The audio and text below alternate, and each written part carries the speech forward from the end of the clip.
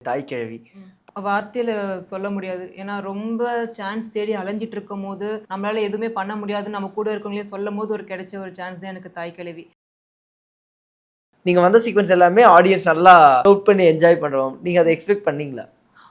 இல்ல. என்னோட சீனுக்குலாம் இப்படி பண்ணுவாங்க, என்ஜாய் பண்ணுவாங்க நான் சுத்தமா எக்ஸ்பெக்ட் பண்ணவே இல்ல நானு. இந்த படத்துக்கு ஃபுல்லா நான் ஃபர்ஸ்ட் ஆடிஷன் அட்டெண்ட் பண்ணும்போது இது இவ்ளோ பெரிய டீம் இல்ல.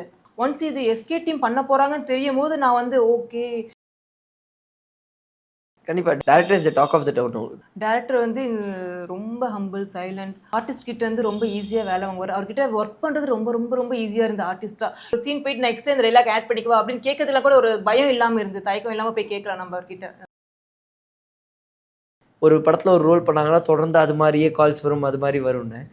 யூடியூப்லயும் அப்ப அது மாரியான விஷயங்கள் இருக்கா? ஸ்டீரியோடைப் இருக்கா? கண்டிப்பா இருக்கு. யூடியூப்ல தான் நம்ம ஒரே ஒரு வாட்டி அம்மா கேரக்டர் பண்ணிட்டா, அந்த கேரக்டர் அப்படியே கன்டின்யூ ஆயிட்டே இருக்கு.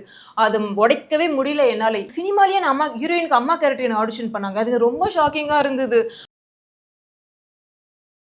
ஆனா இப்போ சிவகார்த்திகேயன் அவங்களோட போட்டிருந்த ஃபோட்டோல நீங்க மென்ஷன் பண்ணி போட்டிருந்தீங்க.